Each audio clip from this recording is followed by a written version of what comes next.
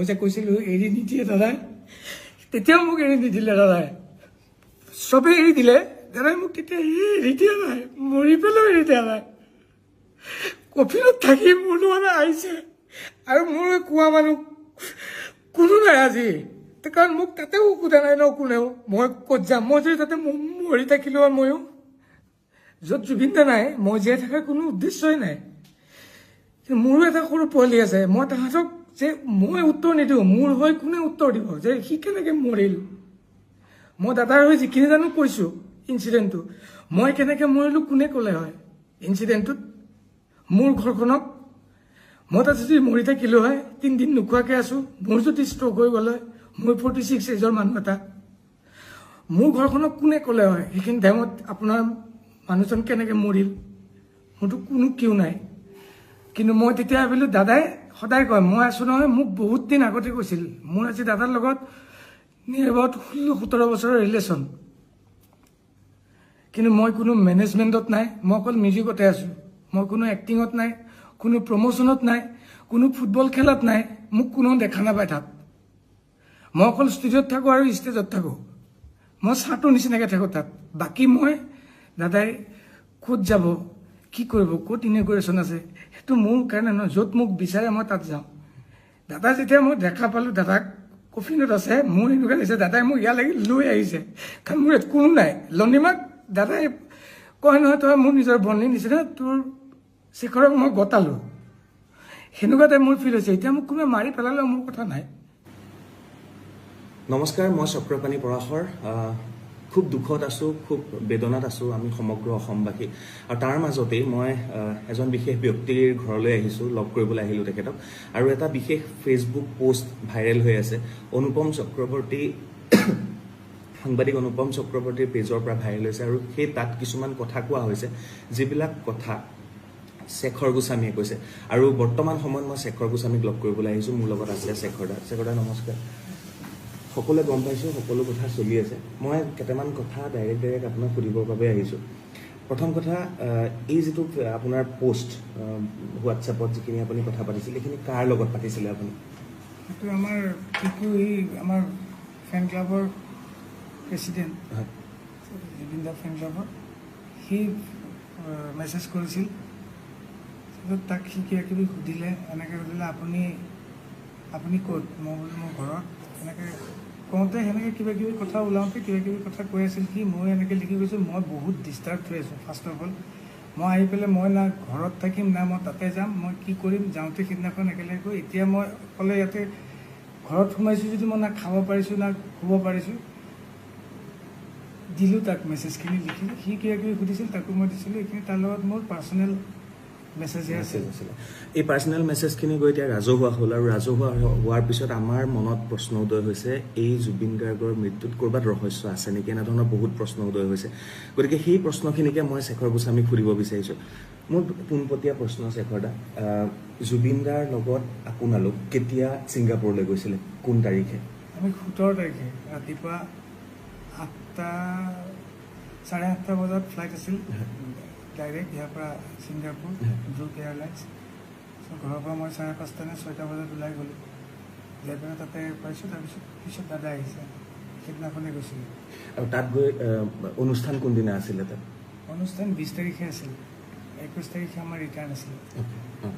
তাত গৈ পেলাই তাত কি হৈছিলে গোটেই ঘটনাটো ক'ব নেকি? আৰু মই জনামতে সেইদিনা আপোনালোক সাঁতুৰিছিলে, কোনোবাই কৈছে স্কুবা ডাইভিং হৈছিলে, কোনোবাই কৈছে সাঁতুৰিছিলে, কোনোবাই নাও লৈ গৈছিলে। প্ৰথম পৰ্যায়ত গোটেই কথাখিনি খেলি মেলি হৈ আছিলে। প্ৰপাৰ কথাখিনি শেখৰ দা আপোনাৰ মুখেৰে জানিব বিচাৰিছিলোঁ, সেইদিনা গোটেই ঘটনাটো কি হৈছিল, আপোনালোক ক'ত আছিল, কিয় তালৈ গ'ল, কি কাৰণে যাবলগীয়া হ'ল, আৰু কেইবাটাও প্ৰশ্ন মই গোটেইখিনি সুধিম আপোনাক। একচুৱেলি সেইখিনি প্ৰথম আৰম্ভ কৰিছোঁ। আমি গৈ তাতে হোটেল দুপৰীয়া 3টামান বজাত পালোঁগৈ, 3টা 3:30মান বজাত। তাৰে টাইমত 3টা 3:30, আমাৰ ইয়াৰ টাইমত আগত হ'ব। তো পেন পেচিফিক বুলি আছিল হোটেলখন। আৰু তাৰ মই জনাত মানে আমি সোধোতে কৈছিলে তাৰ সন্মুখতে কনভেনশ্যন হল এটা আছিল, তাতেই প্ৰগ্ৰেমটো আছিল। আৰু প্ৰথম আমি 17 তাৰিখে গৈ পাইছোঁ, 17, 18, 19 আমাৰ প্ৰগ্ৰেম নাছিল, 20 তাৰিখে প্ৰগ্ৰেম আছিল। 21 তাৰিখে আমাৰ ৰিটাৰ্ণ। গৈ পোৱাৰ দিনা আমি ক'তো ওলাই যোৱা নাই, তাতে হোটেলতে থাকিলোঁ ভাত পানী খাই। পিছদিনাখন কোনোবা তাতে আমাৰ ইউনিভাৰ্ছ ষ্টুডিঅ' থাকে ন, কিবা যে এইবিলাক ষ্টান টান থাকে, তাতে আমাৰ লগত যোৱা বাকী দুজন এনেকৈ ফুৰিবলৈ গৈছিল। মই আগতেও জুবিন দা, বৌ, আমি আমাৰ গোটেই টীম আগতেও যোৱা 7-8 বছৰ আগত এবাৰ গৈ আহিছোঁ ছিংগাপুৰ আছাম এছ'চিয়েশ্যনৰ অনুষ্ঠানত। সেইকাৰণে মোৰ এফালে দায়িত্ব আছিল, মই তাতে বেছি দিন আগত গম পোৱা নাছিলোঁ ছিংগাপুৰ যাম বুলি। ঘপককৈ প্ৰিপেয়াৰ হ'ব লগা হ'ল। তাৰপিছত মই প্ৰথমে গম পোৱা নাছিলোঁ মই অকলে যে যাম। দুদিনমান আগতেই গম পাইছিলোঁ মই অকলে যাম। তো দাদাই এতিয়া কি গাব আগদিনালৈকে আমি ৰৈ বিনালে চিনেমাৰ কামেই কৰি আছিলোঁ। মই ঘৰত ৰাতি 2-1:30 বজাত আহিছোঁ। দাদাই এতিয়া কৈছে তয়ে যাবি, তয়ে বজাব লাগিব বুলি যে ক'লে, মই নিজে প্ৰিপেয়াৰ হোৱা নাছিলোঁ। মই ইনষ্ট্ৰুমেণ্টটো লৈ যোৱা নাই, মই অকল লেপটপটো লৈ গৈছোঁ। এবিলটন লাইভ বুলি ছফ্টৱেৰ এটা আছে, তাতে দাদাক ট্ৰেক বজাই দিলোঁ। দাদাই মাজত ৰখি দিয়ে, কথা কয়, সেইকাৰণে ট্ৰেকো বজাব নোৱাৰোঁ। আৰু অকলে মই এজন মানুহে কীবৰ্ড বজাম নে ড্ৰাম বজাম নে গীটাৰ বজাম, সেইটোকে প্ৰিপেয়াৰ কৰিবলৈ লেপটপটো তাতে হোটেলতে ৰুমটোত লগাই লৈ মই প্ৰিপেয়াৰ কৰি আছিলোঁ গান। দাদাক সুধিছিলোঁ কি কি গান গাব। দাদাই মোক কৈছিলে তাতে যোৱাৰ দিনা এইটো ভূপেন হাজৰিকাৰ গান এটা দি অনুষ্ঠানটো আৰম্ভ কৰিব বুলি কৈছিলে। কিবা অনুষ্ঠানটো ভূপেন হাজৰিকাৰ নামতো আছিল ওচৰ ভিতৰত। তো ভূপেন হাজৰিকাৰ নিয়ৰৰ ফুল গানটো দি আৰম্ভ কৰিব। সেইটো গানৰ কাৰণে মই তাৰে লোকেল অসমীয়া মানুহ এজনৰ পৰা মই কীবৰ্ড এখন বিচাৰিছিলোঁ। তেওঁ আনি মোক হোটেলত দিছিল। হোটেলত মই কীবৰ্ডখন লৈ মই কৰ্ড লাইনখিনি ওলাই আছিলোঁ। আৰু দাদাক পাৰিলে, দাদা খোৱাৰ পৰা উঠিলে এবাৰ ৰুমলৈ আহিলে, দাদাক এবাৰ বহি পেলাই দুয়োটাই চাম, দাদাকো কৈ থৈছিলোঁ। দাদাই কৈছে হ'ব, তাতে আমি 3 দিন থাকিম নহয়, তাতে চাই ল'ম, হৈ যাব, বেছি গান গাব নালাগে, 2-3টা গান গাম। মই সেনেকৈ প্ৰিপেৰেশ্যন কৰি আছিলোঁ। কিন্তু আমাৰ সেইদিনাখন আমি ইভিনিং, মই প্ৰিপেৰেশ্যন কৰি ইভিনিং আমাৰ বাহিৰলৈ ডিনাৰ বুলি নহয়, বাহিৰলৈ আমি এনেই ফুৰিবলৈ ওলাই যোৱা নিচিনা হ'ল, ওচৰতে খোজকাঢ়ি ৱাকেবল। তাৰপিছত যাওঁতে তাতে ছাইডত ৰেষ্টুৰেণ্ট আছিল, তাতে ষ্টেজত কিবা গানো গাই থাকে, তাতে আমি বহিলোঁ। তাতে লেডি এগৰাকীয়ে গান গাই আছিলে, লেডিগৰাকী যিটো ভিডিঅ' ভাইৰেল হৈ আছে, তাতে গান গাই আছিলে। আমি তাতে বহিলোঁ। দাদাই খুব ভাল পালে। দাদাই যে নিজে তাত টেষ্ট অফ হেভেন্স গানটো গাইছিলে তাতে। দাদাই মোক নিজে কৈছিলে তই ভিডিঅ'টো কৰ।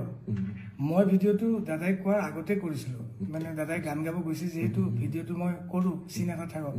দাদাই কৈছে ভিডিঅ'টো যদি কৰিলি আৰু 2টামান ক্লিপ লৈ পেলাই অসমত কাৰোবাক দি দে আৰু চবকে বজাব দে, আৰু তলত লিখি দিব দিবি 31 অক্টোবৰ ৰৈ বিনালে ৰিলিজ হ'ব, সেইটো যাতে দিয়ে। মই তাৰপিছত দাদাই সেই মানুহজনীয়ে গান গোৱাৰ পিছত মানুহজনী নামিও আহিল, দাদাৰ লগত বহিছে। গোটেই এক্টিভিটিছখিনি মই এনেকৈ ভিডিঅ' লৈ প্ৰথম কাৰোবাক দিলোঁ। অতনু ভূঞাকো দিলোঁ, অতনু দাক। তাৰপিছত মই লিখিও দিছিলোঁ সেইটো, যে দাদাই কৈছে ফাৰ্ষ্ট আপোনাকে দিছোঁ, এনেকৈ কৈ বজাব দিছে। বহুত ভালকৈ গ'ল টাইমটো, 2 ঘণ্টামান সময় ধুনীয়াকৈ গান গালে। দাদা বহুত হেপী। আৰু সেই মানুহজনীকো মাতিছে নিজৰ, কৈছে কি মোৰ কালি এটা অনুষ্ঠান আছে, আপুনি কালি নহয় পৰহিলে আপুনি যদি পাৰে আহিব। সেই প্ৰগ্ৰেমটোৰ কাৰণে, সেই গানৰ অনুষ্ঠানটোৰ কাৰণে কোন কোন গৈছিলে তাতে জুবিন দাৰ লগত? মানে সেই যে খোজকাঢ়ি যে ওলাই গৈছিলে আপোনালোক? আমি গোটেইকেইজন, আমি 5জন। আমি জুবিন দা, মই, সিদ্ধাৰ্থ, সন্দীপন জুবিন দাৰ ব্ৰাদাৰ, কাজিন ব্ৰাদাৰ, আৰু আমাৰ লগত যোৱা ফিমেল ছিংগাৰ অমৃত প্ৰভা মহন্ত, আমি 4জন আছিলোঁ। আৰু আছাম এছ'চিয়েশ্যনৰ তন্ময় দা বুলি যোনজন, তেওঁলোক আছাম এছ'চিয়েশ্যনৰ, তেওঁ আমাৰ লগত গাইডত আছিলে। তাৰপিছত আপোনালোক ঘূৰি আহিলে? তাৰপৰা ঘূৰি আহিলোঁ, আহি হোটেলত ডিনাৰ কৰিলোঁ, কৰি পেলাই শুলোঁ। আপোনালোকৰ ৰুম বেলেগ বেলেগ, জুবিনদাৰ ৰুম বেলেগ, আপোনাৰ ৰুম বেলেগ? 33 ফ্ল'ৰ। আৰু আমাৰ মোৰ আৰু সিদ্ধাৰ্থৰ ৰুমটো আছিল 30 নম্বৰ ফ্ল'ৰ, আৰু সন্দীপনৰ ৰুমটো আছিল 24 নম্বৰ ফ্ল'ৰত। আৰু গোটেইকেইটা ফ্ল'ৰত আমাৰ যাবলৈ এক্সেছ নাছিল। মই মোৰ কাৰ্ডখন দি অকল মোৰ ফ্ল'ৰতহে যাব পাৰোঁ, ডিনাৰলৈ আহিব পাৰোঁ আৰু ওপৰলৈ যাব পাৰোঁ, কিন্তু বাকী ফ্ল'ৰত এক্সেছ নাই। দাদাও আহিব নোৱাৰে, আমিও যাব নোৱাৰোঁ। কিন্তু পিছত তলত লগ হৈ আমি একেলগে নিজৰ ফ্ল'ৰ এটাত যাব পাৰোঁ, কিন্তু নিজে মন কৰিলে যাব নোৱাৰোঁ তাতে। তাৰপিছত আহি শুলোঁ। দাদা অকলে আছিলে তাত? দাদা অকলে আছিল। দাদা অকলে আছিল দাদাৰ ৰুমত মোৰ লগত সিদ্ধাৰ্থ আছিল সন্দীপন অকলে আছিল এনেকৈ আহি ডিনাৰ কৰি শুলোঁ খালি দাদাই কৈছিলে কাইলৈ আমাৰ প্লেন এটা আছে কিবা সাগৰত যাব কি বুলি কয় এখন জাহাজখন তাতে জাহাজ নহয় ডাঙৰ ইয়াক বুলি কয় ইয়াক এখন বুক কৰিছে ইয়াকত আমি ফুৰিব যাম সেইটো 19 তাৰিখৰ কথা 18 তাৰিখৰ কথা কিন্তু 19 তাৰিখৰ প্লেন ওকে 18 তাৰিখে ৰাতি কৈছিল আমি এই ঘূৰি পকি সেই প্ৰগ্ৰেমটোৰ পৰা অহাৰ পিছত তাৰপিছত আমি কিছু হ'ব তাৰপিছত ৰুমত যাই শুলোঁ কেইটা বজাত যাম ৰাতিপুৱা যাম যেতিয়া উঠিম যাম তাৰপিছত দাদা উঠোতে দেৰিয়ে হয় আমাৰো উঠোতে দেৰি হৈছে 12:30মান বাজি গৈছে 1টামান বজাত তলৰ পৰা আমাৰ আছাম এছ'চিয়েশ্যনৰ তন্ময়দা তাৰপিছত অভিমন্যু দা বুলি দাদা এজন আছে তেওঁলোক আহি ৰখি আছিল গাড়ী লৈ তেওঁলোকে মাতিছে তললৈ আহিছোঁ অলপ পিছত দাদাও আহিছে সন্দীপন আহিল সিদ্ধাৰ্থ আহিল অমৃত বাবাও আহিল তেওঁলোকে গাড়ী এখন বুক কৰি আমাক লৈ গৈছে তাৰ পৰা 10 মিনিটছ ডিষ্টেঞ্চ তেতিয়া মানে 1:15-1:30মান বাজিছে আৰু তাতে যাই অলৰেডি যিখন ক'লো ইয়াক এখন বুকে হৈ আছিল তাতে উঠিলোঁ এখন বুক কোনে কৰিছিলে তাতে আছাম এছ'চিয়েশ্যনৰ মানুহে চাগে বুক কৰিছিল সেইটো মই ইমান গম নাপাওঁ সেইটো আমাৰ জুবিন দাই জানে জুবিন দাই তেওঁলোকৰ লগত কোঅৰ্ডিনেটৰ আছিল তাতে গ'লোঁ তাতে উঠাই আমাক লৈ গ'ল আমি আধা ঘণ্টা 40 মিনিটমান সময় গ'লোঁ পানীত যাই পেলাই এটা জেগা থাকে তাতে চবেই যাই পেলাই ইয়াকখন ৰাখি তাতে নামি পেলাই তাতে কিছুমান পানীত এক্টিভিটি আছে সাঁতুৰিব কোনোবাই কিবা বোট চলাব এইবিলাক চলাব পাৰে দাদাই কৈ যাই আছিল তোক চুইমিং শিকাইছোঁ তাতে নামিব পাৰিবি নাই মই যে সাগৰতটো ভয় লাগে কৈছে সাগৰত ভালে সাগৰত তোক নুডুবাই লুণীয়া পানী তোক উঠাই দিব আৰু ঢৌ চৌ নাই তাৰপিছত তাতে আমি যাই পোৱাৰ পিছত আমাৰ কষ্টিমো নাছিল তেনেকুৱা হাফ পেণ্টটো আছিল হাফ পেণ্টটো পিন্ধি গেঞ্জিটো খুলি এই জেকেটটো পিন্ধি তাতে পানীত নামিলোঁ দাদাও এবাৰ নামি পেলাই সাঁতুৰিলে অকণমান খুব বেছি 2 মিনিট 3 মিনিট সময় সাঁতুৰিছে তাৰপিছত এবাৰ লাইফ জেকেটটো খুলি পেলাইও সাঁতুৰি পেলাই লগে লগে উঠি আহিল মই উঠি অহা নাছিলোঁ আমি গোটেইকেইটাই উঠি অহা নাই আমি আপোনালোক 5জনেই গৈছিলে তাত নহয় তাতে আছাম এছ'চিয়েশ্যন আৰু ইয়াৰ পৰা যোৱা 5জনেই আছিলে আৰু আছাম এছ'চিয়েশ্যনৰ বাকীখিনি আছিল আমি 3টা নামিছোঁ সন্দীপ মই সিদ্ধাৰ্থ আৰু আছাম এছ'চিয়েশ্যনৰ 2-এজন নামিছে দাদা এবাৰ নামিল উঠি গ'ল তাৰপিছত আমি তাতে আছোঁ এক্টিভিটিজ কৰি আছোঁ ছাইডত আইলেণ্ড এটা আছে 50 মিটাৰমান দূৰত কোনোবাই ইচ্ছা কৰিলে আইলেণ্ডটোতো সাঁতুৰি পেলাই যাব পাৰে তাৰপিছত এনেকৈ তাতে কোনোবা এটাই ক'লে তাতে যাম নেকি মই যাব পাৰি কিন্তু মই সেনেকুৱা চুইমাৰ নহয় মই এনেকৈ চুইমিং কৰি যাব নোৱাৰোঁ চব গ'লে ময়ো যাম সেনেকুৱা টাইপ আৰু বহুত দূৰত নহয় ওচৰতে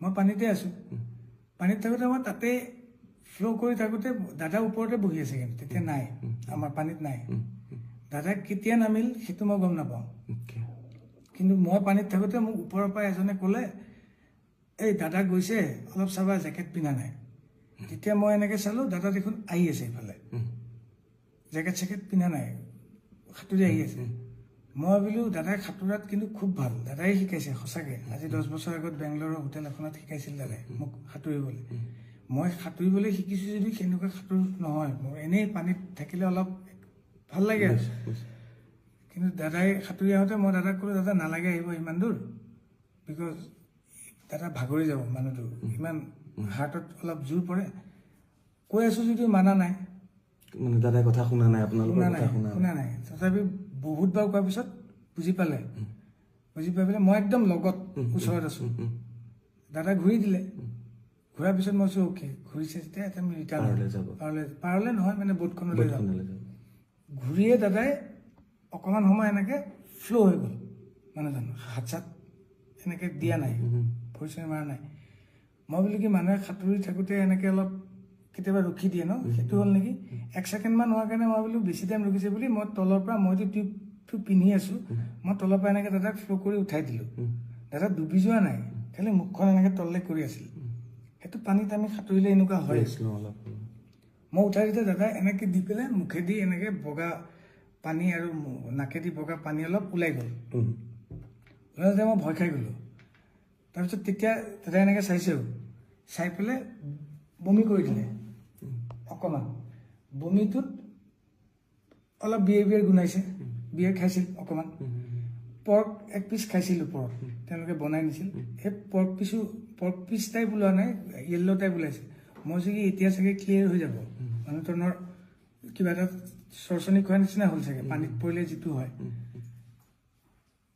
তাৰপিছত মই তেওঁক দাঙি ধৰি আছোঁ, কিন্তু তেওঁৰ যোনটো এফৰ্ট, এজন মানুহক উঠাই দিলে এটা এফৰ্ট থাকে ন, মই উঠাইহে ধৰিছোঁ। মই তেওঁক ওচৰত লৈ থকা নাই, পানীত মই জাষ্ট ডুবিব নোৱাৰাকৈ, তেওঁ যিহেতু টিউব পিন্ধা নাই, মই এনেকৈ ধৰি আছোঁ। তেওঁ কিন্তু নিজৰ এফৰ্টটো নাই, যেনেকৈ মই উঠাই দিছোঁ এনেকৈ দিলে ইফালে হালি গ'লে ইফালে হালি যায়, ইফালে হালি গ'লে ইফালে হালি যায়, সন্মুখত দিলে সন্মুখত হালি যায়। তেতিয়া মই চিঞৰি দিছোঁ, চিঞৰি দিওঁতে তেতিয়া সন্দীপনো আছিল পানীত। সন্দীপনো গৈ পালে, চিধাৰ্থে বোট এখন চলাই আছিল, বোটৰ পৰা নামি সিও গৈ পালে। ওপৰত থকা আমাৰ যিখন বোট চলাইছিল পাইলটজন, তেওঁ জাপ মাৰি দিলে পানীত। জাপ মাৰি পেলাই 10 ছেকেণ্ডৰ ভিতৰত তেওঁ গৈ পাইছে। আৰু এখন সৰু এই কিবা এইটো কি কয়, মানুহে যোনে বহি পেলাই এক্টিভিটিজ কৰে আৰু পানীত টিউব টাইপ ডাঙৰ বোট টাইপ, সেইখন লৈ গৈছে, তাতে দাদাক উঠাই দিলে। আৰু সন্দীপ আৰু চিধাৰ্থ অলপ ওখ, সিহঁতে মূৰটোত ধৰি পেলাই দাদাক এনেকৈ পানীত মূৰটো নপৰাকৈ এনেকৈ ধৰি আছে। আৰু পাইলটজনে টানি লৈ গুচি গ'ল বোটলৈ। আমি পিছে পিছে আহি আছোঁ, আহি পেলাই ওপৰত উঠাই দাদাক তাতে শুৱাই পেলাই CPRটো দিছে। এনেকৈ দি থাকোঁতে এই পাইলটজনে দিছে। আৰু সন্দীপ নিজে পুলিচ অফিচাৰ, সি জানে, সিও কিবা মুখেদি এনেকৈ চাক কৰি দিছে। মই দাদাৰ ভৰিখনত মালিচ কৰি আছোঁ গৰম কৰিবলৈ, পানীত কিন্তু আধা মই ডুবি আছোঁ, মালিচ কৰি আছোঁ। তেনেকৈ আমি 15 মিনিটমান সময় কৰিছোঁ। তাৰপিছত তেওঁলোকে কোনোবাই ফোন কৰিছিল, কিবা কোনে কাক কি ফোন কৰিছে মই এইটো নাজানো। তাৰপিছত অলপ পিছত পুলিচ আৰু এম্বুলেঞ্চ টাইপ পানীতে জাহাজ লৈ আহিল। এবাৰ তেওঁলোক আহি পেলাই তেওঁলোকে CPR দিছে। আৰু ই যিহেতু জানে বুলি ক'লে সন্দীপক কৈছে কি তুমি মুখেদি কিবা পাম্প কৰে এনেকুৱা, সেইটো কৰিব দিছে। সেনেকৈ মোটামুটি আধা ঘণ্টা 40 মিনিট সময় দিছে, মানে গাড়ী, কিন্তু জাহাজখন মুভো কৰি আছে। পাইলটজনক কৈছে তুমি চলোৱা, মই তাতে এনেকৈ মালিচে কৰি আছোঁ। খালি মই তাৰ পৰা উঠি আহি ছাইডত বহি লৈছোঁ, কাৰণ এইখন মুভ কৰিব এতিয়া। আৰু এনেকৈ আধা ঘণ্টামান আগতে আমি বেলেগ এটা পৰ্ট পালোহি। আমি যোনটো পৰ্টৰ পৰা আহিছিলোঁ সেইটো পৰ্টলৈ অলপ দূৰ হয়, সেইকাৰণে ওচৰৰ পৰ্ট এটাত আহিলোঁ। ওচৰৰ পৰ্টত আহোঁতে অলৰেডি তেওঁলোকে মেডিকেলৰ কোনোবা মানুহ তাতে কৈ থৈছে, টীম এটা ৰেডি হৈ আছিল। অহাৰ লগে লগে আমাক পাৰ পোৱাৰ লগে লগে আমাক কৈছে আপোনালোক চব ছাইড হওক। আমি চব ছাইড হ'লোঁ। ছাইডত বেলেগ এখন মানুহ ৰখা বোট এখন আছে, তাতে ৰখিব দিলে। আমি তাতে নামিলোঁ।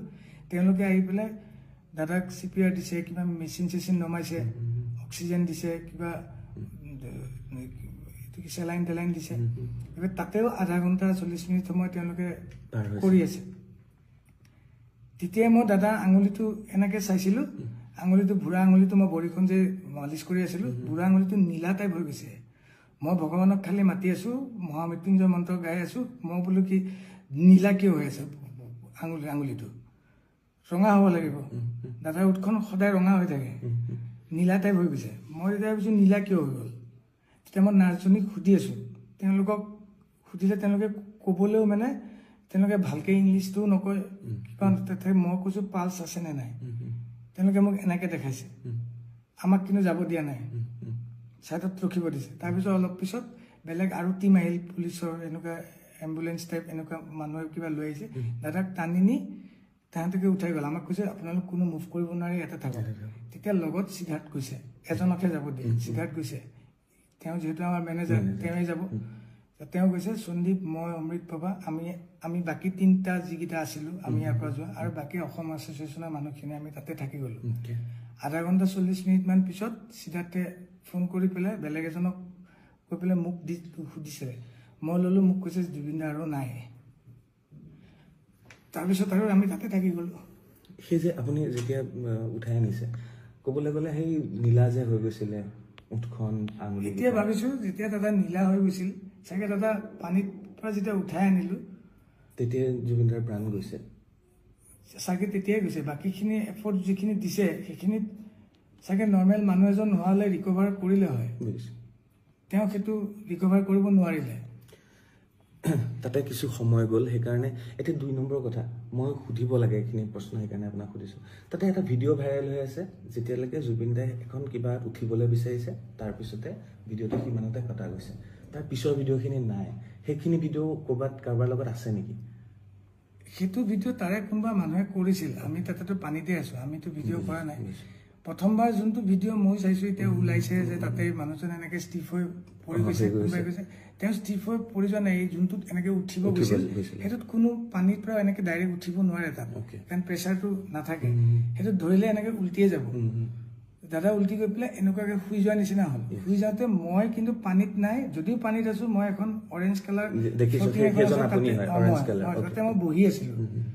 মই মানে দাদা যেতিয়া পানীত অকলে এক্টিভিটিজ কৰি আছে তেতিয়া মই বহি চাই আছো, বোলো মানুহজনে ক'ৰবাত মিষ্টেক হ'বও পাৰে, কাৰণ সন্দীপ আৰু সিদ্ধাৰ্থ তেতিয়া পানীতে আছে, দাদাৰ লগতে আছে। তথাপি মই অবজাৰ্ভ কৰি আছো, কিবা ক'বও পাৰে, কিবা মই দাদাকে চাওঁচোন দাদাই কি কৰে।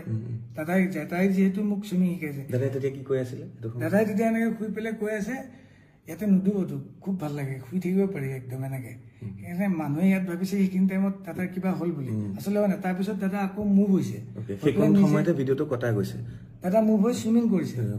চুইমিং কৰি জেকেটটো খুলিছে, খুলি পেলাই 10 ছেকেণ্ড মান আকৌ সাঁতুৰি, তেতিয়া সন্দীপন দাদাহঁতে একেলগে ফটো উঠিছে তাতে পানীতে। ফটো উঠি দাদা এই ওপৰত উঠিল, বহিল, দাদা ওপৰত উঠি যেতিয়া বহি আছে, সেইটোৰো ভিডিঅ' তেওঁলোকৰ হাতত আছে। দাদা যে ওপৰত আহিল, বহিল, তেওঁলোকৰ তাত নিশ্চয় থাকিব গোটেইখিনি যদি কৰিছে। তাৰপিছত আমি কিন্তু পানীতে আছো, মই পানীত আছো, সন্দীপনো ওপৰত আহিছে দাদাৰ লগত। তাৰ পিছৰবাৰ যেতিয়া দাদাই গ'ল তেতিয়া সন্দীপনো গৈছে, আৰু আছাম এছ'চিয়েশ্যনৰ মানুহ এজনো লগত গৈছে। কিন্তু দাদাই তেতিয়া জেকেট পিন্ধি যোৱা নাছিল, তেতিয়া কিন্তু মই অলপ দূৰত আছো পানীত, ইফালে চাই থকা নাছিলো। এজনে কৈ দিলে, মই তোমাক যে ক'লো, এজনে কৈ দিলে যে দাদা জেকেটটো নিপিন্ধাকে গৈছে। তেতিয়া মই চাইছো দাদা জেকেট নিপিন্ধাকে আহিছে, তেতিয়া মই দাদাক ৰিটাৰ্ণ কৰিবলৈ ট্ৰাই কৰি আছো। ৰিটাৰ্ণ কৰিছো, তাৰপিছতে দাদা ফ্লট হ'ল, তাৰপিছত ঠাইত আনিলোৱে। ইয়াৰ পিছত আৰু এটা প্ৰশ্ন আহে, দাদাৰ চিজাৰ আছে, সেই বেমাৰটো আছে, আৰু দাদাক চাগে ডক্টৰেও বহুতবাৰ কৈছে যে পানী জুই এইবিলাকৰ পৰা আঁতৰি থাকিবৰ কাৰণে। আপোনালোক দাদাৰ লগত থকা মানুহ, সিদ্ধাৰ্থ হওক, আপুনি হওক, কিয় এবাৰো মানা নকৰিলে আপোনালোকে? এই প্ৰশ্নটো বাৰে বাৰে ছ'চিয়েল মিডিয়াত সুধি আছে, বাৰে বাৰে আপোনালোকক প্ৰশ্ন কৰি আছে, কি কাৰণে এবাৰো নক'লে যে, আৰু এই গোটেই প্লেনিংটো কি কাৰণেনো যাবলগীয়া হ'ল তাত? ইয়াত আপুনি এবাৰো মানা কৰা নাছিলে? মানা কৰা মানে মই সেইটো মোৰ যিটো কামৰ কাৰণে গৈছো, আৰু মই এজন মিউজিচিয়ান, জুবিন দাৰ ৰেকৰ্ডিষ্ট, যোনে জানে মোক গম পায়। বাকী প্ৰগ্ৰেমতো মোক যোনে দেখে, মই অকল গানটো দাদাক ৰেডি কৰি দিওঁ, মই ষ্টেজত বজাওঁ, ষ্টুডিঅ'ত ৰেকৰ্ডিং কৰোঁ গানখিনি। বাকী আমাৰ এটা মেনেজমেণ্ট টীম আছে, মেনেজমেণ্ট টীমে আমাক যদি কয় আজি অমুকত যাব লাগিব, ইমান বজাত প্ৰগ্ৰেম আছে, আপোনাক অমুক হোটেল দিয়া হৈছে, আমি আজি অমুকত ডিনাৰ কৰিম, আমি অমুকত লাঞ্চ কৰিম, আমি অমুকত যাম ফুৰিব, তেওঁলোকৰ যোনটো প্ৰচিডিঅ'ৰ থাকে সেইটো প্ৰচিডিঅ'ৰতে আমি মুভ কৰিব লাগে। আৰু ময়ো তাত অকলে এজন মিউজিচিয়ান, আৰু কোনো নাই। তেওঁলোকৰ প্লেনত মোক যোনটো কৈছে, পাৰ্চনেল যোনটো প্লেন আছিল, দাদা নোযোৱাকৈ ইউনিভাৰ্চেল ষ্টুডিঅ'ত, তাতে মই যোৱাই নাই। এইটোত দাদাও আছে, তাতে মই যাব লাগিব, মোক যিহেতু কৈছে তই ক'ত ব'ল, তাতে মই গৈছোঁ। পানীত নামিব নালাগিছিল, ক'ৰবাত যাব নালাগিছিল, সেইটো বস্তু মোতকৈ বেছি মোৰ কাৰণেও নতুন জেগা এখন। মই গৈছোঁ দাদাহঁতৰ সাহসতে গৈছোঁ, মোৰো কোনো নাই। আৰু দাদা তাতে সেনেকুৱা জেগাত আগত গৈছে, সেনেকুৱা সাগৰত পানীত নামিছে, মই নামিও পোৱা নাই, সাগৰৰ পানীত মই তেনেকৈ নামিও পোৱা নাই। তো মোৰ কাৰণে একেবাৰে নতুন। দাদাই কৈছে নাম, সাঁতুৰিবি, ইয়াতে পাৰিবি, ইয়াতে উঠাই দিব। এবাৰ চাবলৈ চবৰে মন যায়, তাতে যিহেতু এক্টিভিটি, যিহেতু মই সেইটো বুলিহে নামিছোঁ। তাতে মই দাদাক মানা কৰা দৃষ্টতাটো মোৰ নাই, মই কৰিব নোৱাৰোঁ। সেইটো এটা দাদাক যোনে সদায় সেই বস্তুখিনি চাই, মই অকল গানৰ মিউজিকৰ বস্তুখিনি চাওঁ, যোনে জানে মোৰ তাতকৈ ওপৰত ষ্টুডিঅ'ত দাদাই গান গোৱা আৰু ষ্টেজত দাদাই গান গাওঁতে গানটো কি গাব মই দেখাই নিদিওঁ দাদাক কোনটো গান গাব। দাদাই যদি কয় এইটো গান গাম, মই তাৰ লিৰিক্সটোহে ওলাই দিওঁ, পিছফালে বজাওঁ, আৰু মোৰ একো এক্টিভিটিজ নাই। এই জুবিন দাৰ লগত যে 2জন চৰকাৰী চিকিউৰিটি আছে, তেওঁলোক যোৱা নাছিলে? হয়, নাই যোৱা, তেওঁলোক যোৱা নাই। এইটো মেনেজমেণ্টেও লৈ নাযায়, ক'তো লৈ নাযায় নেকি? মানে অসমৰ বাহিৰত গ'লে ক'তো লৈ নাযায় নেকি? অসমৰ বাহিৰত গ'লে তেনেকুৱা তেওঁলোক অকল অসমতে নেকি বাহিৰত সেনেকে যাব না কেতিয়াবা যায় আমি কলিকতা প্ৰগ্ৰেম কৰিব গ'লে বহুত দিন বৰাদা গৈছে এনেকে আগত বৰুদা থাকোঁতে গৈছিল কিন্তু এইটোত কিয় নগ'ল কি হ'ল সেইটোত মানে মই সঁচাকৈ একেবাৰে নাজানো সেইটো মানে মোৰ মূৰৰ বাহিৰৰ কথা সেইটো মানে মই তেওঁলোক আচলতে জুবিনদাৰ এমপ্লয়ী নে গভৰ্ণমেণ্টৰ এমপ্লয়ী তেওঁলোকে কি চিষ্টেমত থাকে সেইটো মই নাজানো খালি দাদাৰ লগত দুজন PSত থাকে সেইটো মই জানো সাঁতুৰি থকা সময়ত আপুনি বাৰে বাৰে জুবিনদাক কৈছিলে যে আপুনি নাহিব প্ৰথমবাৰ কোৱা নাই প্ৰথমবাৰটো ওচৰত আছিল পিছৰবাৰ যেতিয়া চবে ক'লে প্ৰথমবাৰ জেকেটটো পিন্ধি আছিল পিছৰবাৰ যেতিয়া জেকেট পিন্ধা নাই তেতিয়া মই দাদা ধুনীয়াকৈ সাঁতুৰি গৈ আছিল কিন্তু মই যেতিয়া বেছি দূৰলৈকে গৈ আছে তেতিয়া মই কৈছোঁ কি ইমান দূৰ নাহিব আমি মানে দাদাই যাব পাৰিলে হয় চাগে মোৰ তেতিয়াৰ সময়খিনি অনুভৱ কিন্তু দাদাই বহুত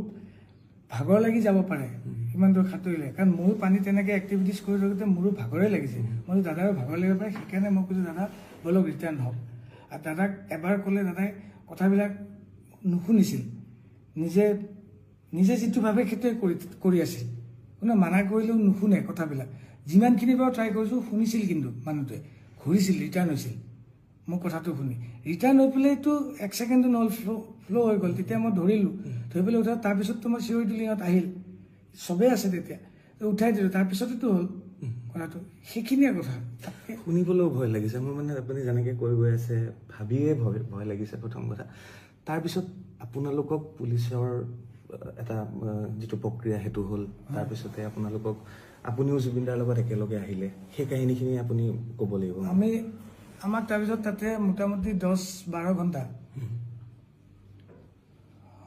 বেছিয়ে হ'ব ইমানখিনি সময় আমাক কাষ্টাডিত ৰাখিছে তেওঁলোকে যোনটো পৰ্টৰ পৰা আহিছিলোঁ তালৈ আমাক লৈ গৈছে আমাক একো বস্তু লাগিবও দিয়া নাই তেওঁলোকৰ ফৰেনচিক মানুহ আহিছে নাৰ্কটিক্সৰ মানুহ আহিছে তাতে ড্ৰিংকছৰ বটল বিয়েৰৰ বটল যি য'ত পাইছে খোৱা ফুডছ এভৰিথিং তেওঁলোকে কালেক্ট কৰিছে আমাক লৈ গৈছে এটা ছিংগল ৰুমত আমাক স্পষ্টীকৰণ লৈছে কি হ'ল কাহিনীটো আপোনাক যেনেকৈ ক'লো তেনেকৈ সুধিছে তাত যেনেকৈ কৈছে পুলিচক মোৰ যদি ৰিপৰ্টটো তাৰ পৰা ইয়াতে পঠাবই তেওঁলোকে পুলিচ ৰিপৰ্ট এটা পঠাই নহয় মোৰ স্পষ্টীকৰণটো তাতে এইখিনিয়ে আছে খালি একজেক্ট টাইমটো গোটেই খেলি মেলি টাইমটো মানে ইয়াত এটা টাইম তাত এটা টাইম তাৰ টাইমত আমি এতিয়া তাত উঠা ফটোখনত চাব লাগিব কোনটো টাইম আছিল সেইটো টাইম মতে ক'ব লাগিব তেওঁলোকে প্ৰপাৰ টাইমটো গম পাব তাৰপিছত আমাৰ কাৰণে গোটেইখিনি সুধি 12-15 ঘণ্টা তাৰপিছত তাতে জেৰা কৰাৰ পিছত তাৰপিছত আমাক দাদাই কি মেডিচিন খায় মোক সোধা কুৱেশ্যনটো মোক যোনটো কুৱেশ্যন সুধিছে মই নাজানো সিদ্ধাৰ্থক কোনটো কুৱেশ্যন সুধিছে সন্দীপনক কোনটো কুৱেশ্যন সুধিছে অমৃত প্ৰভাক কোনটো কুৱেশ্যন সুধিছে বাকীখিনি মানুহক কি কুৱেশ্যন সুধিছে মোক সোধা মানুহজনে মোক সুধিছে তেওঁ সোধা মানুহজনে তেওঁ সুধিছে মোক সুধিছিল জুবিনদাই ড্ৰিংকছ লয় নেকি মই কৈছোঁ লয় তাৰপিছত কৈছোঁ জুবিনদাই ড্ৰাগছ লয় নেকি মই কৈছোঁ নলয় স্মোক কৰে নেকি মই কৈছোঁ নকৰে তেওঁ বেয়া পায় তেওঁ কিবা মেডিচিন লয় নেকি তেওঁৰ বেমাৰৰ মই কৈছোঁ মেডিচিন লয় কি মেডিচিন লয় মই কৈছোঁ মই সেইটো নাজানো খালি জানো মেডিচিন লয় তেওঁৰ কিবা আগত হিষ্ট্ৰী আছে নেকি মই কৈছোঁ চিজাৰ আছিল চিজাৰ আছে 5 টাইমছ মান হৈ গৈছে চিজাৰ 2017-18 মানৰ পৰা আছে পাছ এইখিনি তাৰপিছত আৰু গোটেই কাহিনীটো এনেকৈ সুধিছে সেইখিনি ভিত্তিত তেওঁলোকে আমাক হোটেলত লৈ গৈ হোটেলত দাদা থকা ৰুমটো টোটেল নাৰ্কটিক্সে চেক কৰিছে কৈ পেলাই তাতে যি মেডিচিন পাইছে সেই মেডিচিনখিনি তেওঁলোকে লৈ আহিছে আহি পেলাই তেওঁলোকে ৰিপৰ্টত নিশ্চয় লিখিব আৰু সেই মেডিচিনটো কি মেডিচিন খায় কোনটো মেডিচিন কিহৰ খায় সেইটো মই নাজানো একেবাৰে সঁচাকৈ ভগৱানৰ শপত মই একেবাৰে নাজানো সেইটো চাগে আমাৰ মেনেজমেণ্টে গম পাব কি ঔষধ খায় কি ক্ৰাইটেৰিয়া থাকে দাদাৰ কোন PSO যাব লাগে কোন চিকিউৰিটি যাব লাগে ক'ত যাব লাগে ক'ত যাব নালাগে মোক য'ত ক'ব মোক বুলি নহয় আমাৰ নিচিনা আৰু আমি 8-10টা এটা টীম থাকে আমাৰ ইয়াত অসমত প্ৰগ্ৰেম কৰিলে বা কলিকতাত প্ৰগ্ৰেম কৰিলে আমি সদায় মেনেজমেণ্টকহে ফ'ল' কৰোঁ আমাক মেনেজমেণ্টে যদি কয় অমুকত যাব লাগিব আপোনালোকৰ হোটেল অমুকত আপোনালোকৰ থকাটো অমুকত আপোনাৰ খোৱাটো অমুকত আজি অমুকত যাম আজি ইমান বজাত চাউণ্ড চেক ইমান বজাত ষ্টেজ আমি সেইখিনিতহে ফ'কাছত থাকোঁ বাকী দাদাক যদি কোনোবা এজন মানুহে লৈ যায় মিটিং কৰে কনফাৰেঞ্চ কৰে তাতে আমাৰ যোৱাটো কম্পালচৰি নহয় বা আমাক যাব নিদিয়ে যদি দাদাই বিচাৰে পাৰ্চনেলি কাৰোবাক যে মোক এতিয়া শেখৰক লাগিব মই গান গাম তেতিয়া মোক তাৰ মানুহে যদি কয় যে আপুনি শেখৰ নেকি শেখৰ কোন মাতিছে তেতিয়া মই যাই তাতে এটেণ্ড হ'ম তাৰ আগত মই সোমাবও নোৱাৰোঁ মই যাবও নোৱাৰোঁ তাৰপিছত দাদাৰ নশ্বৰ দেহটো কেনেকৈ তাৰপিছত হস্পিটেলত আপুনি কেনেকৈ আহি দাদাৰ লগত একেলগে যিহেতু আপুনি গুৱাহাটী পালে হস্পিটেলৰ পৰা যিহেতু ৰিজাল্টটো দিলে তাৰপিছত এতিয়া তাতে এক্সামিন হ'ব কিন্তু পোষ্টমৰ্টম কৰাৰ কথা নাছিল আমাক তাতে গোটেই চেক কৰাৰ পিছত জেৰা কৰাৰ পিছত কিবা ৰিপৰ্ট এটা ওলাইছে তেওঁলোকে NOC দিব লাগিব নহ'লে আমাক তাতে কিবা যদি ছাছপিচিয়াছ পালে হয় তেওঁলোকে তাৰ পৰা NOC নিদিয়ে ছিংগাপুৰ গভৰ্ণমেণ্টে মই জানাত তাৰপিছত তেওঁলোকে NOC দিলে দিয়াৰ পিছত এতিয়া আমি বডিটো মানে দাদাক আমি ৰিচিভ কৰিব লাগিব সেইটো আমি কফিনত লৈ ৰিচিভ কৰিব লাগিব কফিনটো ক'ত কিনিছে কোনে হস্পিটেলতে আমি চিলেক্ট কৰিছোঁ আমাক কৈছে যে গাড়ীখন কি হ'ব লাগিব আমি হিন্দু গাড়ী বুলি কৈছিলোঁ চিধাতে কৈছিলে আৰু কফিনটো কি কালাৰ হ'ব চিধাতে মোক কৈছে কোনটো কালাৰ হ'লে ভাল হ'ব চাওক দাদাই কফি কালাৰটো ভাল পায় কফি কালাৰে কফিন এটা তাতে বুক কৰিছিলোঁ আৰু কেছকেট কোম্পানী বুলি এটা কোম্পানী আছে তেওঁলোকে আমাক আহি দিল্লীত ইণ্ডিয়ান এম্বেচিক চমজাই দিব আৰু আমাৰো মই জানাত তেতিয়া তাৰে এম্বেচিৰ মানুহ আহি পেলাই কৈছে আপোনালোকৰ টিকেটটো আমাৰ এম্বেচি ফালৰ পৰা হ'ব তাৰপিছত আমি তাতে দাদাক লৈ পেলাই তেওঁলোকে গাড়ীখনত উঠাই ল'লে তাৰপিছত আমাক কিন্তু আৰু ওচৰত যাব দিয়া নাই আমাক ডাইৰেক্ট কৈছে আপোনালোকে ইমান টাইমত এয়াৰপৰ্টত আহিব এয়াৰপৰ্টত আমি আপোনালোকক লগ ধৰিম দিল্লীতহে আপোনালোকক গতাম তাৰপিছত আমি আহি আকৌ এয়াৰপৰ্টত ৰখিছোঁ এয়াৰপৰ্টত তেওঁলোকে দাদাক উঠাইছে আমাকো উঠালে দিল্লী এয়াৰপৰ্টত নামিলোঁ নামাৰ পিছত আমাৰ দিল্লী এয়াৰপৰ্টৰ টাৰ্মিনেল 3ত নামাৰ পিছত আমাৰ ইয়াতে CM আৰু আমাৰ পবিত্ৰ মাৰ্ঘেৰিটা দাদা তেওঁলোক আছিল এটা লঞ্চ আছিল চাইডত তাতে লৈ গ'ল দাদাক ভিতৰে নিছে আমিহে বাহিৰত আছোঁ যাওঁতে আমি 3টা আছিলোঁ 3টাই গ'লোঁ দাদাৰ লগত আমি 3টাই আহিছোঁ তাৰ পৰা অমৃত প্ৰভা অহা নাই তাই পিছদিনা আমাৰ অলৰেডি টিকেট আছিলেই তাৰপিছত আমি তাতে ৰখিলোঁ তাৰপিছত CM দাদাকটো ভিতৰত লৈ গ'ল তেতিয়া ভিতৰৰ পৰা মানুহ এজনে আহি সুধিছে সন্দীপন গাৰ্গ কোন সন্দীপন গাৰ্গ দাদাৰ কাজিন ব্ৰাদাৰ সি কৈছে কি মই আপুনি ভিতৰত যাওক ময়ো গ'লোঁ লগত মোক কৈছে কি আপুনি যাব নোৱাৰে আপুনি কোন মই শেখৰ জ্যোতি গোস্বামী কৈছে না আপোনাৰ নাম নাই ইয়াত অকল 1 man allowed মই হ'ব ৰখিও তাৰপিছত বাহিৰতে ৰখি থাকিলোঁ CM আহিল CM সোমাই গ'ল তাৰপিছত পবিত্ৰতাক চিঞৰি পেলাই মই মাতিছিলোঁ পবিত্ৰতা মই কি কৰিম মই ক'ত যাম মোক পবিত্ৰতাই অলপ ৰখি পেলাই মোক ক'লে কি তই আছাম ভৱন যা তাতে থাক পিছত কথা পাতিম মই আছাম ভৱন যাম তাৰপিছত মই কেতিয়া ঘৰত যাম মইতো দাদাৰ লগত আহিছোঁ মইতো দাদাৰ লগত যাব লাগিব আজিলৈকে য'ত গৈছোঁ বাহিৰত মই লণ্ডন গৈছোঁ মই ডুবাই গৈছোঁ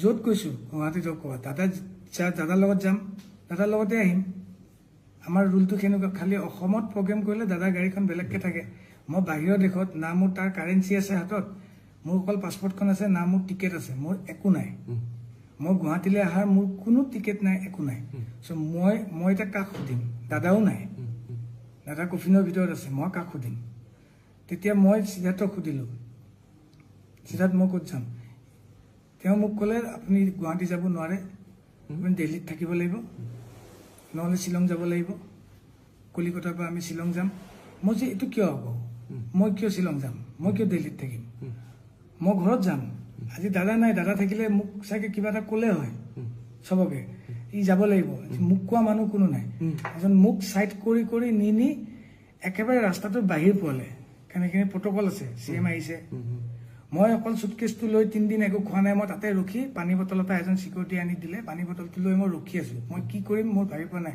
মোবাইলত 2% চাৰ্জ আছে আৰু মোৰ হাতত কাৰেঞ্চি নাই মই বোলো মই দিল্লীত নাথাকোঁ আৰু মই শ্বিলং নাযাওঁ মোৰ যিয়ে হ'ব মই গুৱাহাটীত যাম মোৰ এটা সৰু 4 বছৰীয়া পোৱালি আছে মোৰ এজনী ঘৈণী আছে মোৰ মা আছে বিধৱা মা আৰু মোক বচাব পৰা মানুহ ইয়াত কোনো নাই মোক যে কোনোবাই পিক আপ কৰিব মোক গুৱাহাটীৰ পৰা কোনো এটা কল কৰা নাই কোনো এটা মেছেজ কৰা নাই কোনো একো কোঅৰ্ডিনেশ্যন কৰা নাই সিদ্ধাৰ্থে কথা পাতি আছে গুৱাহাটীত কাৰোবাৰ লগত কথা পাতি আছে কিন্তু মোৰ লগত কোনো পাতা নাই মই পাৰফেক্ট সঁচা ৰিজাল্টটো মই পোৱা নাই আচলতে মই কিয় যাব নালাগে গুৱাহাটী মই কেতিয়া যাম মোক ইফালে ঘৰৰ পৰা মিছেছে মোক মেছেজ কৰি আছে তুমি ক'ত কেতিয়া আহিবা কি হ'ল মই কি ক'ম তাৰপিছত মোৰ মানস দাই মোক ফোন কৰিলে মানস ভাগৱতী ইণ্ডিপেণ্ডেণ্ট ফোন কৰি মানস দাক মই কানি ক'লোঁ তেতিয়া মই যাতে মই ইয়াতে আছোঁ মই একো চিনি নাপাওঁ মই এতিয়া টাৰ্মিনেলতো ভিতৰতো নাই বাহিৰত আছোঁ লঞ্চ এটাত লঞ্চৰ ভিতৰতো নহয় ৰাস্তাত আছোঁ মোৰ না টিকেট আছে না মোৰ হাতত পইচা আছে মই দাদাকটো পঠাই দিলোঁ মই এতিয়া ক'ত যাম তেতিয়া তেওঁলোকে মোক কৈছে তই আহিব লাগিব গুৱাহাটী তোক টিকেট কাটি দিওঁ তেওঁলোকে মোক এয়াৰ ইণ্ডিয়া ফ্লাইটৰ টিকেট এটা কাটি দিলে 20 মিনিটমানৰ ভিতৰত মোৰ হাতত টিকেটটো আহোঁতে মই সিদ্ধাৰ্থক ক'লোঁ সিদ্ধাৰ্থ মই কাকো চিনি নাপাওঁ এতিয়া মই এতিয়া গুৱাহাটী যাম মই দাদাকটো পঠালোৱে দাদাকটো লৈ গ'ল মই পিছৰ ফ্লাইটখনত হ'লেও মই এতিয়া যিখন ফ্লাইট দিছে সেইখন ফ্লাইটত মই গুৱাহাটী যাম মোক যিয়ে হওক মই যামেই সি কৈছে আপুনি যি কৰে মই নাযাওঁ মই দিল্লীত থাকিম মই যেতিয়া তাক এৰিলোঁ তাক এৰি পেলাই মই অকলে যাই টাৰ্মিনেল 3 সোমালোঁ সোমাই পেলাই মোৰ 4:25 ফ্লাইট আছিল বৰ্ডিং মই 2:30 বজাৰ ভিতৰতে যাই পেলাই মই 28 নম্বৰ গেট আছিল তাতে যাই বহি আছোঁ তাৰপিছত ফ্লাইট লেণ্ড কৰিলে মোক আমাক টাইম হ'ল আমি সোমালোঁ সোমাই পেলাই মই না কিবা এটা কথা ক'ব পৰা অৱস্থাত আছোঁ বৰ্তমানো মই নাই না কিবা এটা খাব পৰা অৱস্থাত আছোঁ পানী বটল এটা এজন অসমীয়া মানুহে আহি দিলে মোক তাতে পানী বটলটো খাই মই ফ্লাইটখনত উঠিলোঁ নেটৱৰ্কো নাই ফোনটো কাম নাই কৰা 2.5 ঘণ্টা 3 ঘণ্টা পিছত গুৱাহাটীত লেণ্ড কৰিলোঁ লেণ্ড কৰাৰ লগে লগে মই তলত দেখিছোঁ এসোপা মানুহ নীলা কাপোৰ পিন্ধা গ্ৰাউণ্ড ষ্টাফ ভৰ্তি 300-400 মই কৈছোঁ দাদাটো অলৰেডি আহি গ'ল 1:30 বজাতে দাদাক আমি ৰিকভাৰী কৰিছোঁ মানে সমজি লৈছে পবিত্ৰ দাহঁতে এতিয়ালৈকে মানুহবিলাক ৰখি আছে কিয় ৰখি আছে তাৰপিছত মই মোৰ 6 চেন্সত যিটো আহিছে মই ভাবিছোঁ কি চাগে মোক ভাবি আছে চাগে কোনোবাই মই ইয়াতে আহিছোঁ কোনোবাই চাগে গম পাইছে ময়ো এটা মানুহে বেলেগকৈ থিমটো লৈ আছে ন মোকে এটেক কৰিব চাগে এতিয়া সেইকাৰণে ৰখি আছে মই ঠিক আছে মৃত্যু যদি মোৰ ইয়াতে লিখা আছে হ'ব মই কিন্তু তাতে বাই ফৰ্চলি মই নিজে যাম বুলি ফুৰিবও যোৱা নাই ইভেন মই আগদিনালৈকে মিছেছক কৈ আছোঁ মোৰ যাবলৈ মন নাই মোৰ গাটো ভালো নাছিল আগদিনালৈকে টোপনি ক্ষতি মোৰ যি আছে পুলিচ চাকোতে সন্মুখত দেখিলোঁ পবিত্ৰদা আৰু সন্দীপন ফাৰ্ষ্ট ছিটত মই অবাক তেতিয়া মই ইহঁতে ইয়াত কেনেকৈ আহিল এইখনতো মই নিজে টিকেট কাটি অহা ফ্লাইট তেওঁলোকতো তাতেই গ'ল লঞ্চত মইতো সোমোৱাও দেখা নাই মইতো গেটতে আছোঁ 28 নম্বৰ গেটত তাহাঁতে ভিতৰৰ দি সোমাইছে পিছত মই সন্দীপনে মোক কৈছে কি আপুনি ইয়াতে নেকি মই কৈছোঁ মই ইয়াতেতো টিকেট কাটি আহিছোঁ আপুনি পিছত আহিব এতিয়া নাহিব এই বুলি কৰি তেওঁলোক নামিল তেতিয়া মই ভাবিছোঁ চাগে দাদা ইয়াতে আছে পিছত চালোঁ ছাইডত দাদাৰ কফিন লৈ যাই আছে ৰঙা কাৰ্পেট পাৰি তেতিয়া মোৰ এটা মানে নিশ্বাসৰ এটা চকু পানী ওলাইছে যে দাদাই মোক লাষ্টটোতো এৰি নিদিলে মই যে কৈছিলোঁ এৰি নিদিয়ে দাদাই তেতিয়াও মোক এৰি নিদিলে দাদাই চবেই এৰি দিলে দাদাই মোক তেতিয়া এৰি দিয়া নাই মৰি পেলাও এৰি দিয়া নাই কফিনত থাকি মোৰ মানে আহিছে আৰু মোৰ কোৱা মানুহ কোনো নাই আজি কাৰণ মোক তাতেও সোধা নাই ন কোনেও মই ক'ত যাম মই যদি তাতে মৰি থাকিলোঁ আৰু ময়ো য'ত জুবিন দা নাই মই জীয়াই থকাৰ কোনো উদ্দেশ্যই নাই মোৰো এটা সৰু পোৱালি আছে মই তাহাঁতক যে মই উত্তৰ নিদিওঁ মোৰ হৈ কোনে উত্তৰ দিব যে সি কেনেকৈ মৰিল মই দাদাৰ হৈ যিখিনি জানো কৈছোঁ ইঞ্চিডেণ্টটো মই কেনেকৈ মৰিলোঁ কোনে ক'লে হয় ইঞ্চিডেণ্টটোত মোৰ ঘৰখনক মই তাত যদি মৰি থাকিলোঁ হয় 3 দিন নোখোৱাকৈ আছোঁ মোৰ যদি ষ্ট্ৰক হৈ গ'ল হয় মই 46 এজৰ মানুহ এটা মোৰ ঘৰখনক কোনে ক'লে হয় সেইখিনি টাইমত আপোনাৰ মানুহজন কেনেকৈ মৰিল মোৰতো কোনো কিয় নাই কিন্তু মই তেতিয়া ভাবিলোঁ দাদাই সদায় কয় মই আছোঁ নহয় মোক বহুত দিন আগতে কৈছিল মোৰ আজি দাদাৰ লগত নিয়েৰ এবাউট 16-17 বছৰৰ ৰিলেশ্যন কিন্তু মই কোনো মেনেজমেণ্টত নাই মই অকল মিউজিকতে আছোঁ মই কোনো এক্টিঙত নাই কোনো প্ৰমোশ্যনত নাই কোনো ফুটবল খেলত নাই মোক কোনো দেখা নাপায় তাত মই অকল ষ্টুডিঅ'ত থাকোঁ আৰু ষ্টেজত থাকোঁ মই চাহটোৰ নিচিনাকৈ থাকোঁ তাত বাকী মই দাদাই ক'ত যাব কি কৰিব ক'ত ইনগ্ৰেশ্যন আছে সেইটো মোৰ কাৰণে নহয় য'ত মোক বিচাৰে মই তাত যাওঁ দাদা যেতিয়া মই দেখা পালোঁ দাদাক কফিনত আছে মোৰ এনেকুৱা লাগিছে দাদাই মোক ইয়ালৈকে লৈ আহিছে কাৰণ মোৰ ইয়াত কোনো নাই লণ্ডিমাক দাদাই কয় নহয় তই মোৰ নিজৰ বন্ধুৰ নিচিনা তোৰ শেখৰক মই গতালোঁ সেনেকুৱা টাইপ মোৰ ফিল হৈছে এতিয়া মোক কোনোবাই মাৰি পেলালেও মোৰ কথা নাই মোক যেতিয়া সন্দীপনহঁতে ক'লে যে আপুনি নামি নাযাব, মই তাতে ফ্লাইটতে ৰখিলোঁ। কিন্তু ফ্লাইটৰ এটা ছিষ্টেম থাকে, এয়াৰ হোষ্টেছে কৈ আছে ইউ আৰ লাষ্ট পেচেঞ্জাৰ, আপুনি বাহিৰত যাব লাগিব। মই গ'লে মোক কোনোবাই মাৰি দিব নেকি? মই কৈছোঁ মাৰিলেওতো উপায় নাই, মই যাব লাগিব। মই গ'লোঁ, তেতিয়া মোৰ ভাইটি দুজনমান তাতে আছিল। সিহঁতে মোক কৈছে কি তই বাহিৰত ওলাই নাহিবি, ভিতৰতে কোনোবা এটা জেগাত বহ, মাস্ক এখন পিন্ধি ল। মোৰ হাতত মাস্কো নাই, আৰু মই এনেকৈ আহিছোঁ এতিয়া, মই এটা ভিক্টিম, মই কিবা এটা ডাঙৰ অপৰাধ কৰি আহিছোঁ। যাওঁতেতো মোক লৈ গ'ল, আহোঁতে দাদাই লৈ আহিছে তলত থাকি নিজে শুই শুই। কিন্তু মই এতিয়া মানুহৰ ওচৰত মই এটা চুৰ টাইপ, মই ওলাব লাগিব, মাস্ক পিন্ধি ওলাব লাগিব। মোৰ মাস্কো নাই হাতত। আহি পেলাই এয়াৰপৰ্টৰ ভিতৰত এখন ফাৰ্মাচী থাকে, তাতে গ'লোঁ মাস্ক এখন কিনিবলৈ। যিহেতু ভাইটিহঁতে কৈছে, মইতো বাহিৰৰ চিটুৱেশ্যনটো নাজানো কি হৈ আছে, সিহঁতে গম পায়। মই কৈছোঁ মই পিন্ধি লোৱাটো ভাল। কিনিব গৈছোঁ, দোকান নাই, ফাৰ্মাচিষ্ট নাই, এখন দোকানত এটা মানুহ নাই, এটা পুলিচ নাই, এটা চিকিউৰিটি নাই, চব দাদাৰ ওচৰত। গোটেই এয়াৰপৰ্ট খালী। মই বাহিৰতো ওলাব নোৱাৰোঁ। মই ভিতৰতে ফাৰ্মাচীখনৰ ভিতৰতে চুটকেছটো লৈ অকলে ৰখি আছোঁ। বহুত দেৰি মূৰত ফাৰ্মাচিষ্ট এজন আহিল, কৈছে কি লাগে?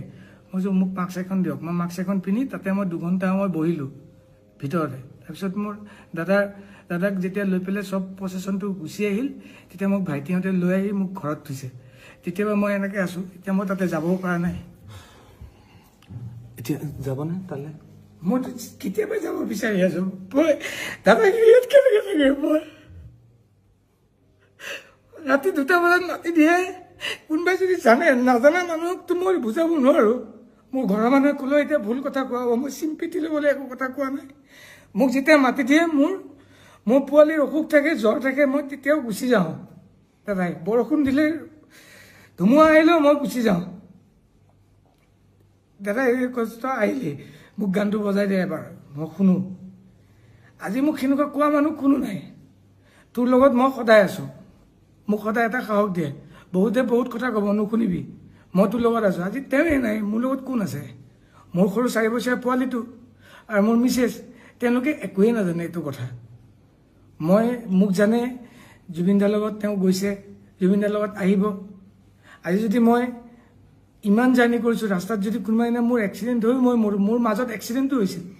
আমি পাঠশালা প্ৰগ্ৰেম যাওঁতে গাড়ীখন মৰিবলৈ ওলাইছিলোঁ। তেতিয়াওতো মোৰ ঘৰৰ মানুহে ইয়াতেই আছে ন, সেনেকেই প্ৰগ্ৰেমো কৰিছোঁ। কিন্তু মোৰ যোনটো ডিউটি মই সেইটো কৰিছোঁ। মোৰ দেউতা ঢুকাইছে, 3 দিনৰ দিনা দাদাৰ প্ৰগ্ৰেম আছিল, তাতো লৈ গৈছোঁ, মই তাতো গৈছোঁ। আৰু মোৰ একো নাই কৰিবলৈ। এতিয়াতো মোৰ একোৱেই নাই। এতিয়া মই তাতো বোলে যাব নোৱাৰোঁ। মোৰ চিটনিং আছে, মোক কোনোবাই মাৰিব, মই বোলে ভিক্টিম।